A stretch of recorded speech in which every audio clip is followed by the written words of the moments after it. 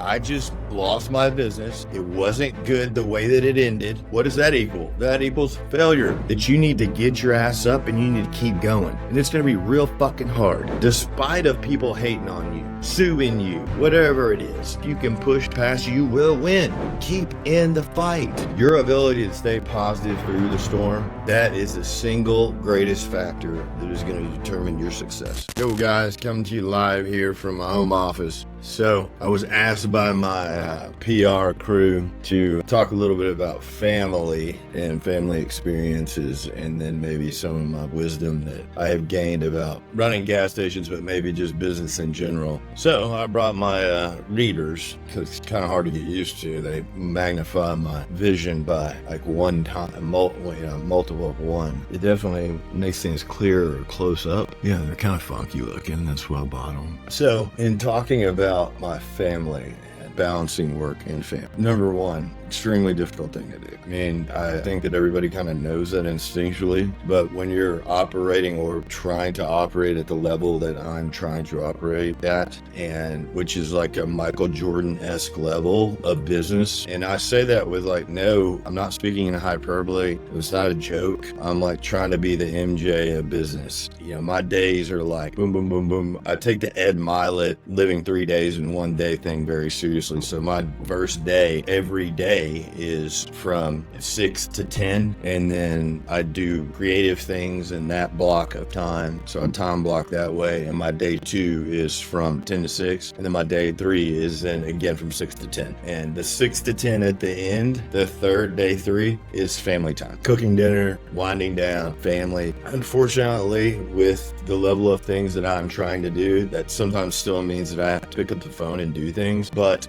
for the most part, I try to shut it down and get close to my family. I've got 4 girls at any given time in my house, plus the girl dog, who's like my favorite little thing in the world. So I got to pay attention to them. If I don't pay attention to them, just like not paying attention to my business, it's a very quick recipe for destruction. And I do believe firmly that you have to have a stable home life if you're going to be an entrepreneur of any caliber that's any close to mine. If you don't have a stable home life, shit ain't going to work for you in the business world, because there's so much chaos happening. I mean, you're creating this ball of chaos in the business world. It's all frenetic energy, boom, boom, boom, boom, boom, and you're like trying to take care of all these things all day long. Hit here, hit here, hit here, hit here, hit here. Oh, we just got hit by a lawsuit. We got to put a fire out here. I got to get on this call over here. I got to jump to this meeting here. I got to fly over here. All of that shit is happening all day long. And if all that's happening all day long, A, you need to take some breaks in that whole day, and then B, when you got to set a cutoff point where when you get home at night, to a certain degree, when you shut it down. I think it's real funny how you see, like, and I'm just gonna probably get hated on for this, but like Jocko Willenick, you know, I love him to death, but he posts this like his Iron Man first generation watch, Casio watch, with 4 a.m. or 3 a.m. or whatever every single day on it. And I'm like, bro, but what time are you taking a nap? Because at some point during the day, unless you're on drugs, methamphetamines, right? I mean, you're just gonna bust. Like, no human, unless all you're doing is just consuming caffeine, which I do consume a fair amount of that because I have to, and you're gonna bust. So I just don't believe in, like, The Rock. Love Dwayne Johnson, love The Rock, great guy, great hustle. I'm badass. He's a badass dude. There's absolutely no denying it. But dude, I mean, you're not working 17, 18-hour days every single day. No, you can't. Not every day, right? So if you're saying that, or you're trying to lead the populace to believe that, you're full of shit, right? Like, hey, if you can get in some solid time blocks of, you got, you know, your block 1 is 4 hours, 12 hours of your day needs to be spent, right, doing productive things, right? For high producers, maybe 12 to 15. But I mean, that's pushing it. So spend time with your family, spend time with your friends, cultivate your relationships outside of work, learn to talk about things besides fucking work too. You can't just talk about work all the time, right? I catch myself doing it and doing it with my wife and to my wife. Now I'm talking to her about work and I'm like all the time. And I'm like, man, we can change the subject matter here. Let's talk about something else, like how the universe was created, or even not like go that deep. Let's talk about, what we want to do this weekend, like have a water balloon fight or something. I mean, you gotta do that, right? Like tonight I'm gonna grill out, cook some dinner, right? It's a Thursday. We don't drink or anything around my house, so we're just gonna cook out. We gotta pull out back, maybe dip in the pool, hang out. We gotta decompress, listen to some music, maybe some Zach Bryan. Kind of hip on him right now. Yeah, you guess last night we watched the rerun of the Country Music Awards, right? CMAs, and when we cooked dinner. So that's family, right? And that's good. Now I'll take off my family goggles because those are kind of hurting my vision anyway. Man, I'll tell you that on the box. It will hurt your vision. Now let's talk about business wisdom and what I've learned. What I've learned resoundingly is this: your ability to be uncomfortable and your ability to fail and your ability to be hit by a flung of shit flung at you every day and be okay, somewhat smooth,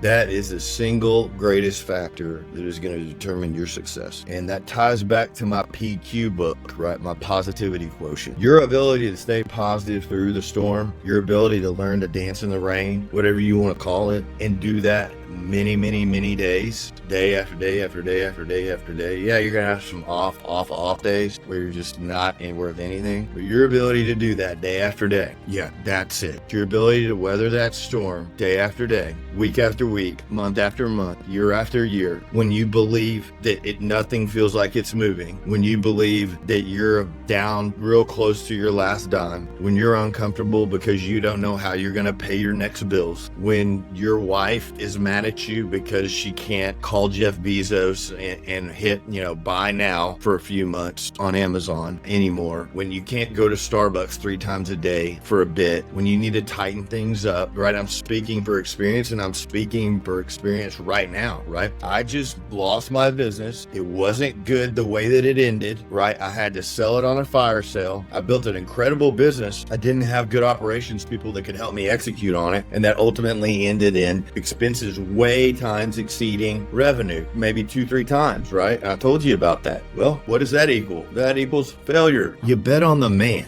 Bet on yourself. Get your ass up and keep going. And that's what I'm doing right now. And I bet there are some people out there right now that this really speaks to, and I hope that it does, that you need to get your ass up and you need to keep going. And it's going to be real fucking hard. And it is not going to be easy for you to get up and keep going and keep going and keep going and keep going and keep going. But if you do and you hit against that wall enough times and you go, despite of failure, despite of being sick, right? Despite of people hating on you, writing bad things about you, suing you, whatever it is, despite all those things, if you can persevere, if you can push past, you will win. The tide will turn. The day will change. It cannot last forever. That can't last forever. You've heard the saying, this too shall pass. It's as old can be, right? This too will pass. It's gonna pass. Keep in the fight, right? That's what my first book was, The Comeback, right? That was my first comeback. I'm on 2.0 now. This is 2.0 comeback.